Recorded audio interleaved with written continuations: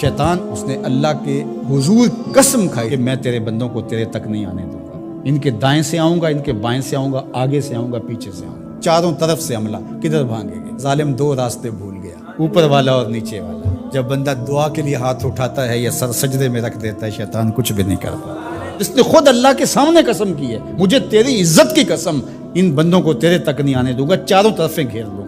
तो इसके बड़े मकरो फरेब और बड़े तरीके। मताफ के अंदर कंकरों पर पेशानी रख के एक बंदा ज़ारों के तार रो रहा है और क्या कहता है, अल्लाह मुझे माफ कर दे, वरना कयामत के दिन मुझे नाबीना उठाना, तेरा क्या तेरे बंदों का सामना भी नहीं कर पाऊंगा। इतने दर्द से रोता है कि चलने वालों के कदम रुकते हैं।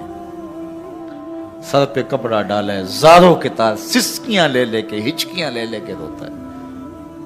कोई उसके पास खड़ा हो गया, उसकी कमर पे हाथ फेर के कहता है, हौसला रख, अल्लाह बड़ा करीम है, अल्लाह माफ कर देगा। खैर, जब वो शख्स रो रो के आहुजारी करके अपने रब के हुजूर ये तमन्नाएं करके उठ के जाने लगा, तो इस शख्स को शौक था कि मैं देखूं ये है कौन। इतना खौफे खुदा, इतना डर रहा है, पता नहीं कौन है, क्या गुनाह कर बैठा है। लेकिन जब उस साहिब ने सर उठाया तो इसकी चीख निकल गई, फायजा हुआ शेख अब्दुल कादिर जीलानी। तो ये ज़ारों के तार रोने वाला शेख अब्दुल कादिर जीलानी था। सारी जिंदगी खिदमत खल्क में बसर हुई, अल्लाह के हकाम बजा लाते हुए, लेकिन खौफ खुदा खशियत इलाही का आलम है। हजरत जुनैद बगदादी के पीर हैं हजरत सिर्री सक्ती रदी अल्लाह ताला अन्हु, रिश्ते में मामू भी लगते हैं। तो हजरत जुनैद बगदादी को हजरत सिर्री सक्ती रदी अल्लाह ताला अन्हु ने एक दिन वसीयत की। हजरत जुनैद कहते हैं, मेरे पांव तले से जमीन सिरकने लगी। फरमाने लगे, बेटा जब मैं मर जाऊं तो मेरी कब्र बगदाद से बाहर बनाना। मैंने पूछा, हजरत क्यों? लोग तो बगदाद में दफन होने को तरसते हैं। कहा, मेरी बदआमालियों की वजह से बगदाद की मिट्टी मेरी लाश कबूल करने से इनकार न कर दे। अल्लज़ीना यबीतूना लिरब्बिहिम सुज्जदम व क़यामा, ये वो लोग हैं जो अपनी रातें सजदे में और क़याम में बसर करते हैं। हम तो 4 नमाजें तसलसल से पढ़ लें तो बेनमाजियों को हकीर समझने लग जाएं। लेकिन ये क्या है, जिंदगी जिक्र फिक्र में गुजरती है, सजदाओ कयाम में रातें बसर होती हैं। लेकिन अर्ज क्या करते हैं, मालिक हमसे जहन्नम का अज़ाब फेर दे। आओ मैं और आप अपने गिरेबान में झांकें, अपने मन में उतरें। अल्लाह ने हमें कितनी नेमतें अता की हैं, क्या कुछ नहीं अता किया। हमारी रातें क्या कयाम और सजदों में बसर होती हैं। हमारी 5 नमाजें भी पूरी हैं। अगर हमारी 5 नमाजें भी पूरी नहीं और सजदा व कयाम भी हमें नसीब नहीं है तो फिर अफसोस है हमारे जीने पर। जब किसी से प्यार पैदा होता है तो फिर ये आरजू मचलती है कि मैं उसके होंठों से सुनूं कि मैं तुमसे प्यार करता हूँ। तो बंदा हो के प्यार रब से करता है तो फिर दिल में आरजू तो मचलती है कि कानों में कोई नगमे रस बोले और कोई मुझे कहे कि तुम प्यार करते हो तो वो भी तुमसे प्यार करता है, तो जिंदगी की सारी थकन उतर जाए। तो कहा कि ये सुनना चाहते हो ना, ये आरजू है ना तुम्हारी, तुम्हारे रत जगे, तुम्हारी रातों की तन्हाइयों में सजदे, तुम्हारा दिन रात रुकू कयाम और तुम्हारा उसके हुजूर पेचो ताब और इस्तराब और जिंदगी का ये सारा तुम्हारा लफ़ व नशर उसकी ज़ात की रिज़ा के लिए है ना। तुम चाहते हो कि हमारा रब हमसे राज़ी हो जाए। कभी काबे के चक्कर काट रहे हो, कभी पत्थरों को चूम रहे हो, हजर अस्वद को चूम रहे हो, कभी मुल्तज़म पे लिपट लिपट के आहोजारियाँ करते हो, कभी मताफ में पेशानी रगड़ते हो और कभी हतीम में रोते हो। तुम इसी तड़प में हो ना, यही बताना चाहते हो ना कि हम तुझसे प्यार करते हैं, यही बताना चाहते हो ना कि हम तुझसे मोहब्बत करते हैं। कभी सहरी के वक्त मुसल्ला बिछाते हो, तुम्हारे आंसू मुसल्ले में जज्ब होते हैं और मुसल्ला भीग जाता तुम्हारे आंसुओं से। कोई देख नहीं रहा होता लेकिन तुम्हारे दिल से ये हूक उठती है, जिसके लिए ये आंसू जज्ब हो रहे हैं वो तो देख रहे हैं ना। तुम्हें यकीन होता है लेकिन मोहब्बत में अजब तकरार की खू है। कहो ना कि मुझे तुमसे मोहब्बत है, تو پھر یہ خو جو طبع کے اندر ہے، بندہ سننا چاہتا ہے، وہ بےتابیاں اسے تنگ کرنے لگ جاتی ہیں، اس کے اندر اداسیاں پیدا ہوتی ہیں کہ یار میں تو اس سے پیار کرتا ہوں، میں تو اس سے محبت کرتا ہوں، وہ بھی کرتا ہوگا، یہ تو یقیناً اس نے مجھے توفیق سجدہ نصیب ہی تب کی ہے، لیکن میں بھی تو سننا چاہتا ہوں کہ وہ مجھ سے پیار کرتا ہے، میرے سجدوں کا مل ڈالا اس نے۔ اگر میں گلی گلی کی خاک چھانی اور نگر نگر گھوم کے اس کے حرم کے چکر کاٹے اور دیوانہ وار گھوما تو وہ بھی تو کہے مجھے تیرے چکر عاشق زار نظر آ رہے ہیں اور میں تجھے پسند کرتا ہوں، تو چکر کاٹ رہا ہے، میرے حرم کا طواف کر رہا ہے، میں تیرے اوپر رحمت نچھاور کر رہا ہوں۔ تو سننا چاہتا ہے بندہ کہ وہ بھی کہے کہ ہاں تیری محبت قبول ہوئی، تیری محبت مراد کو پہنچی۔ تو آواز آئی تم یہ چاہتے ہو نا کہ وہ بھی تم سے محبت کا اظہار کرے اور اعلان کرے، اور اس کی محبت کا تمہیں یقین تو ہے لیکن وہ مزید جو ہے وہ اذعان و یقین کے سانچے میں ڈھل جائے۔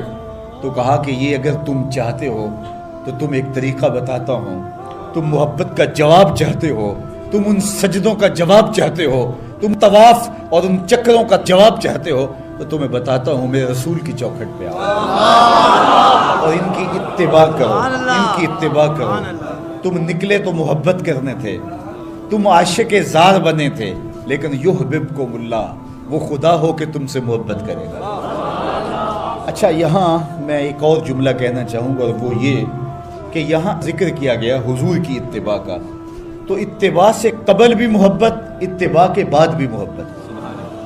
قل ان کنتم تحبون اللہ فاتبعونی یحببکم اللہ، یعنی اتباع سے پہلے بھی محبت، اتباع کے بعد بھی محبت۔ تو کوئی اتباع لالچ میں بھی ہوتی ہے، کسی غرض میں بھی ہوتی ہے کہ میں اس کی بات مانوں تو مجھے یہ ملے گا، لیکن کہا کہ تم نے میرے رسول کی اتباع ایسی کرنی جس کے آگے بھی محبت ہو، جس کے پیچھے بھی محبت۔ جب تم محبت کے دائرے میں رہ کے اتباع اور فرما برداری اور انقیاد اور اطاعت کے زمرے میں آ جاؤ گے تو پھر تم تو نکلے تھے رب سے پیار کرنے کے لیے، لیکن وہ رب ہو کے خود کہتا ہے میں اب تم سے پیار کرتا ہوں، اور درمیان میں اتباع میرے حضور کی آئی۔ یہ مائک جس کمپنی نے بنایا ہے، جب ہم مارکیٹ سے خرید کے لائے تھے تو اس کے ساتھ ایک چھوٹی سی بک بھی آئی تھی جس میں یہ بتایا گیا تھا کہ اس کو ہم نے استعمال کیسے کرنا ہے، خرابی کی صورت میں اس کی اصلاح کیسے ہوگی، اور اگر اس کے مطابق ہم اس کو استعمال کریں، جس طرح کی بیٹری اس کے اندر آنی چاہیے تو وہ ڈالیں گے تو دیر تک اس کے فوائد اور ثمرات حاصل کرتے رہیں گے۔ لیکن اگر ہم اس کتاب کو جو اس کے ساتھ ہمیں ملی تھی، جس کمپنی نے اسے بنایا ہے، تو اس کا طریقہ استعمال ساتھ بتایا ہے، اس کتاب کو پھاڑ کے پھینک دیں گے یا اس کو لپیٹ کے کہیں اونچی جگہ پہ رکھ دیں گے اور اس کو اپنی مرضی سے چلانا چاہیں گے تو پھر اپنی مرضی سے ہم اس سے فائدہ حاصل نہیں کر پائیں گے۔ تھوڑا وقت فائدہ حاصل ہوگا لیکن نتیجہ کچھ بھی نہیں ہوگا۔ تو جو کمپنی کوئی چیز تیار کرتی ہے تو اس کا طریقہ استعمال بھی ساتھ چھوٹی سی بک کی صورت کے اندر آپ کو دیتی ہے۔ تو جس مالک نے حضرت انسان کو بنایا ہے اس نے ساتھ کتاب اللہ کو بھی بھیجا ہے کہ اس کو پڑھتے جاؤ اور اپنی زندگی کو سنوارتے جاؤ، اس کے مطابق زندگی گزاریں گے تو زندگی سوکھی ہوگی، اور اگر زندگی اپنی خواہش پہ گزاریں گے اور غلاف میں لپیٹ کے قرآن مجید کو اوپر رکھ دیں گے اور وہاں سے دیکھ کر کے اس کو آپریٹ نہیں کریں گے اس جسم کو، تو پھر نتیجہ وہی ہوگا جو عمومی طور پہ متوقع ہے۔ تو اس لیے التمسک بکتاب اللہ، اللہ کے بتائے ہوئے طریقہ حیات کے مطابق زندگی گزارنا ہو تو قرآن مجید کے بغیر ایک قدم بھی نہیں چلا جا سکتا۔ گر تو می خواہی مسلمان زیستن، نیست ممکن جز با قرآن زیستن، اگر تو مسلمان بن کے جینا چاہتا ہے تو قرآن مجید کے بغیر ایک قدم بھی نہیں چل سکتا۔ تو اس کتاب کے ساتھ تمسک اختیار کرنے کی تلقین کی۔ اللہ کے محبوب نے ارشاد فرمایا کہ میں تمہارے اندر دو بھاری چیزیں چھوڑ کے جا رہا ہوں، ان کو مضبوطی سے تھام لوگے تو کبھی گمراہ نہیں ہوگے۔ اولہما کتاب اللہ، ان میں سے پہلی چیز اللہ کی کتاب ہے، فیہ الہدی والنور فخذوا بکتاب اللہ واستمسکوا بہ، اس میں ہدایت ہے، روشنی ہے، اس کو مضبوطی سے پکڑ لو، اچھی طرح سے تھام لو، تم گمراہ نہیں ہوگے۔ یار جو شخص نابینا ہے اسے کیا پتا کہ یہ پھولوں کی بہاریں کیا ہوتی، جو پیدائشی نابینا ہے اسے کیا پتا ہے کہ آسمان پر بزم کواکب کے رنگ کیا ہیں، اسے تتلی کے پروں میں قدرت کی سنائی کا کیا اندازہ ہو سکتا ہے، اسے مور کے پروں میں رنگوں کی مینا کاری کا کیا اندازہ ہو سکتا ہے، اسے پھوٹتے جھرنوں، بہتی ندیوں اور کوسے قضا کی رنگینی اور دھنک کی شوخیوں کا لطف کیسے نصیب ہو سکتا ہے، اس کو کیا پتا حسن کیا ہوتا ہے، اس کو کیا پتا جمال کیا ہوتا ہے۔ اسی طرح جس کے دل کی آنکھ اندھی ہے اسے کیا پتا ہے کہ جمال خدا کیا ہوتا ہے، اسے کیا پتا ہے کہ سجدے کی لذت کیا ہوتی ہے، اسے کیا پتا ہے رکوع اور قیام کا مزہ کیا ہوتا ہے، اسے کیا پتا ہے کہ روزے کا سرور کیا ہوتا ہے۔ تو اگر ہم اپنے دل کے میل اتاریں گے تو دل کی آنکھیں کھلیں گی تو پھر زندگی کا لطف آنا شروع ہوگا، پھر پتہ چلے گا اسلام کیا ہے، پھر پتہ چلے گا دین کیا ہے۔ اللہ اکبر۔ اسی لیے قرآن نے کہا من کان فی ہذہ اعمی فہو فی الآخرۃ اعمی واضل سبیلا، جو دنیا میں اندھا رہا کل قیامت کے دن بھی نابینا اٹھایا جائے۔ اس سے ان آنکھوں کی بے نوری مراد نہیں ہے، دل کی بے نوری مراد ہے۔ اقبال نے کہا تھا دل بینا بھی کر طلب خدا سے، کہ آنکھ کا نور دل کا نور نہیں، آنکھ کا نور اور ہے، دل کا نور اور ہے۔ تو جس طرح آنکھ بے نور ہو جائے، آنکھ پر دھند، جالا، ککرے اور سفید اور کالا موتیا اتر آئے، تو ہم سب کچھ بیچ کر کے بھی آنکھوں کا نور خریدنے کی کوشش کرتے ہیں۔ تو یار کبھی اجڑے ہوئے دل کا بھی تو علاج کرواؤ۔ علاج تمہارے گھر میں پڑا ہے، راتوں کی تنہائیوں میں اٹھ کے قرآن پڑھو اور ساتھ رویا کرو، دیکھنا دل کے میل اترنے شروع ہو جائیں گے، اور دل کے پردے سے وہ غلاستیں جب اتریں گی تو پھر پتہ چلے گا کہ دل جمال یار کیسے دیکھتا ہے، دل کی دنیا کیا ہے۔ وچے بھیڑے وچے جھیڑے وچے ونج مہانے ہو، 14 طبق دلے دے اندر تمبو وانگو تانے ہو، پھر پتہ چلے گا یہ دل دنیا کیا ہے۔ پھر اس کی تڑپ، اس کی بے چینی، اس کا اضطراب زندگی کا حاصل بن جائے گا۔ پھر زندگی کی بے چینی، دل کی بے چینی اور دل کا محبوب کی یاد میں تڑپنا تمہیں سرور دے گا۔ پھر تم ایک ایک عضو میں دل مانگو گے، وہ مزہ دیا تڑپ نے میری آرزو ہے یا رب، وہ مزہ دیا تڑپ نے میری آرزو ہے یا رب، میرے دونوں پہلوؤں میں دل بے قرار ہوتا۔ پھر سمجھ آئے گی کہ یہ دل کتنی قیمتی شے ہے۔ اللہ نے بدن میں آنکھیں بھی دو رکھی ہیں، کان بھی دو رکھے ہیں، ہاتھ اور پاؤں بھی دو رکھے ہیں، لیکن دل ایک ہی رکھا ہے، اور دل عرش اللہ ہے، اللہ کا عرش ہے۔ پھر پتہ چلے گا۔ تو آئیے دل سے زنگ اتاریں، میل اتاریں، دل مصفا ہو، دل خوبصورت بن جائے، پھر دل کی کشکول پھیلا کے پھر عرض کریں ہر تمنا دل سے رخصت ہو گئی، اب تو آجا، اب تو خلوت ہو گئی۔ لیکن یہ میل کچیل سے ہٹا ہوا ہوگا تو گندی جگہوں پہ محبوب تو نہیں آتے ہیں۔ تو حسد، حقد، کینے، بغض، نفرتیں یہ ہم پالے رکھتے ہیں، اپنی زندگی کو ہم نے خود بوجھل بنایا ہوا ہے۔ میاں حسد کرنے سے محسود کا کیا ہوگا؟ ہم اپنے آپ کو تلخی میں مبتلا کیے ہوئے ہیں۔ بغض رکھنے سے مبغوض کا کیا ہوگا؟ ہم اپنے آپ کو بوجھ میں مبتلا کیے ہوئے۔ تو اپنے دل سے یہ سارے بوجھ اتار کر کے جب دل کو مصفا اور مزکا کریں گے تو پھر دیکھیے کہ دل کے آئینے میں کیسے جمال یار دکھائی دیتا ہے۔ تو اس دل کی اصلاح ہوگی کثرت کے ساتھ قرآن مجید کی تلاوت کرنے سے۔ تو راتوں کی تنہائیوں میں اٹھ کے قرآن پڑھو، دیکھنا کہ کیسے دل کے زنگ اترتے ہیں۔ بعض لوگ بڑی عجیب خبر سناتے ہیں، میاں تمہیں کیسے پتا؟ وہ کہتا ہے میں رات اچانک نیند نہیں آ رہی تھی تو ایک چینل کھولا تو اس میں یہ خبر چل رہی تھی، تو میں نے کہا تجھے نیند نہیں آ رہی تھی، تو نے چینل کھولا، کاش تو قرآن کھول کے بیٹھ جاتا، تجھے وہ دکھائی دیتا کہ تیرا اندر تیرا باہر روشن ہو جاتا۔ تو راتوں کی تنہائیوں میں اٹھ کے قرآن مجید پڑھنے کا مزاج پیدا کریں، اپنی صبح کا آغاز قرآن مجید کی تلاوت سے کریں، اپنے دن کو سمیٹیں، سونے کی تیاری کریں، سورہ ملک سے اپنے معاملات کو سمیٹیں۔ یہ چند دن کر کے دیکھ لیں۔ اور اگر آپ کو معاشی مسائل ہیں، مشکلات ہیں، تو سورہ واقعہ اس کے لیے اکسیر ہے۔ صرف 3 رکوع ہیں، اتنی اکسیر کہ جس کی زندگی میں سورہ واقعہ آ گئی وہ مشکلات میں مبتلا نہیں ہوتا، اللہ اس کے لیے رزق کے دروازے کھول دے۔ مدینے کی گلی سے میرے حضور کا گزر ہوا، ایک ایسا مکان بن رہا تھا جس طرز کے مکان کو حضور پسند نہیں کرتے، تو پوچھا یہ کس کا مکان ہے؟ کہا فلاں انصاری کا۔ حضور گزر گئے، کسی نے اس کو جا کے بتایا حضور تیری گلی سے گزرے تھے، تیرے مکان کو دیکھا، شاید حضور کو پسند نہیں آیا۔ چہرہ بتا رہا تھا حضور کا کہ تیرا مکان اچھا نہیں لگا۔ انہوں نے کدال لیا اور مکان زمین کے برابر کر دیا۔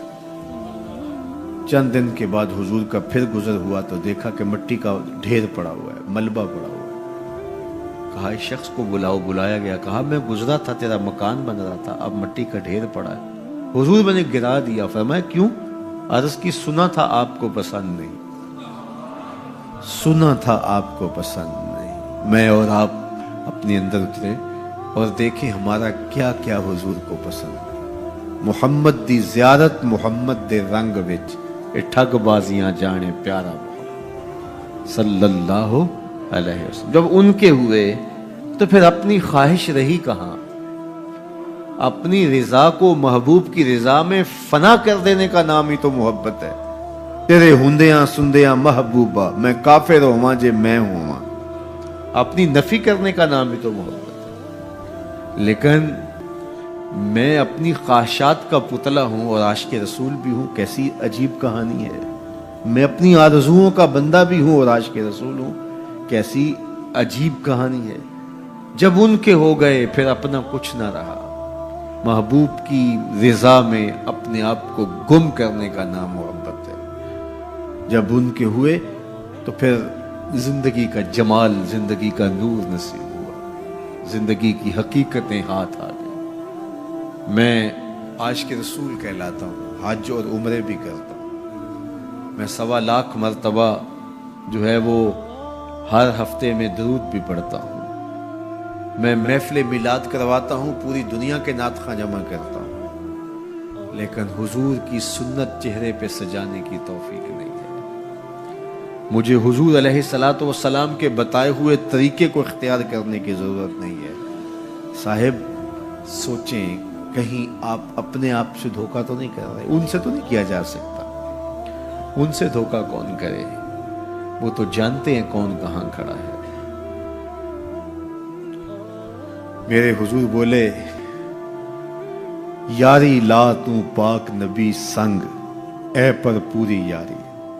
یاری لا تو پاک نبی سنگ، اے پر پوری یاری، پھر درود قبول ہے تیرا لکھ نہ لو ایک بار۔ پھر نہ لاکھ مرتبہ پڑھنا، ایک بار ہی پڑھ لینا وہ بھی قبول ہے۔ اشہد بلال عند اللہ اشہد، پھر بلال کا اشہد بھی قبول ہے۔ وہ چہرہ اور چہرے کا دل نہیں دیکھتے، بندے کا دل دیکھتے ہیں۔ تو جب تم اپنے باطن کو حضور کے نام پہ لگاؤ گے تو پھر ایک ایک عمل ان کی سنت کی اتباع میں۔ یہ صوفی کی علامات ہیں۔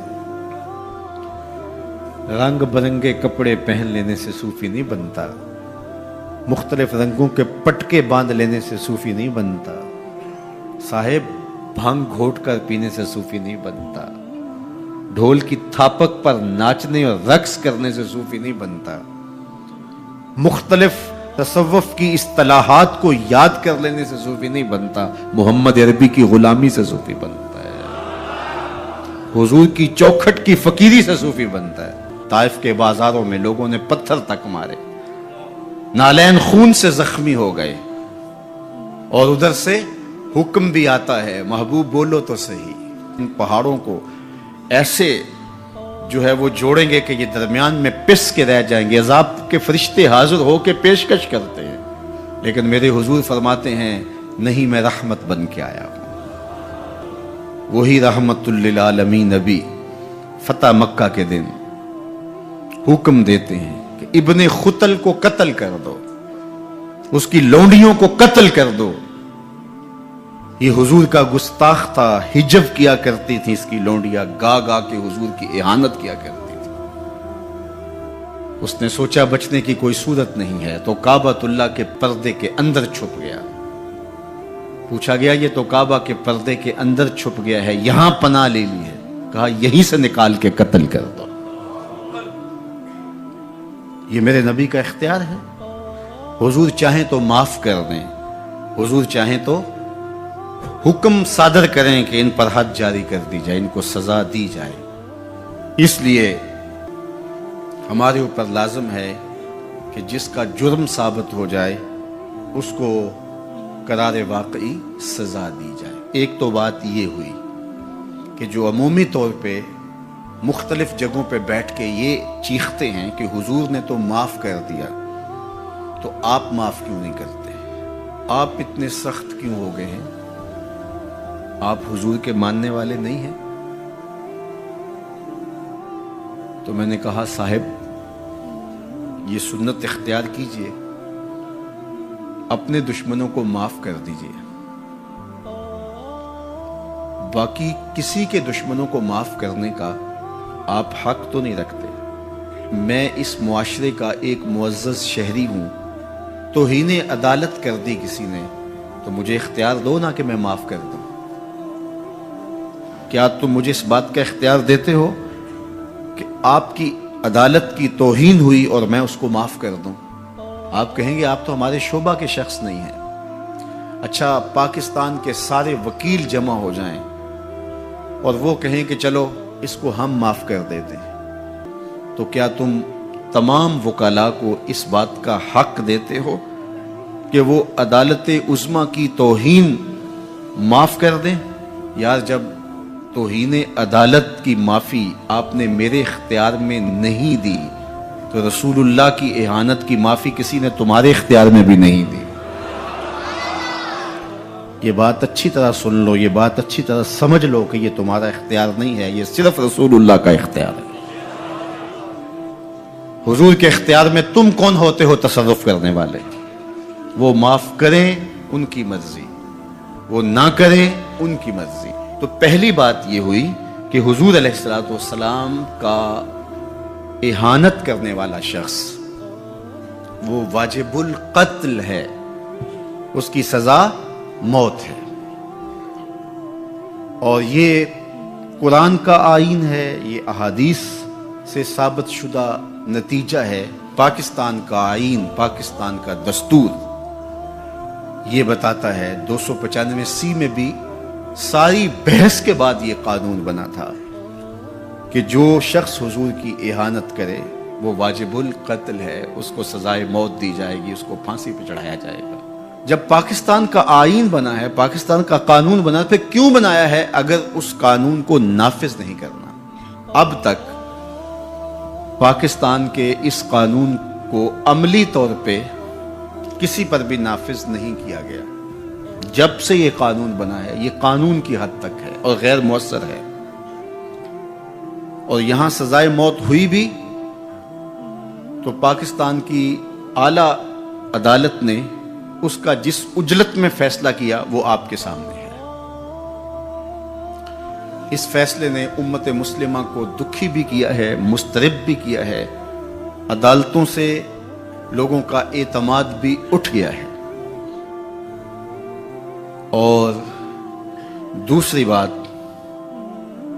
ان حالات کے اندر پاکستان کے وزیر اعظم نے جس طرح جلتی پر تیل ڈالا ہے اور جس طرح کی گفتگو کی ہے, کیا ایک وزیر اعظم کو یہ زیبا ہے؟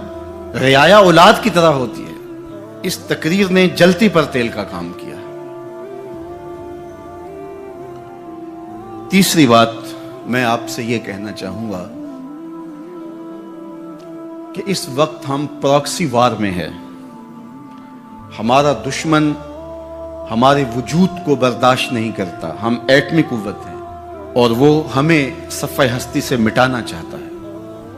پاکستان کے اندر یہ جو آئین 295C ہے, مغرب کو ایک آنکھ نہیں بھاتا اور وہ چاہتے ہیں کہ یہ قانون غیر مؤثر تو ہے ہی ہے, یہ قانون ختم بھی ہو جائے.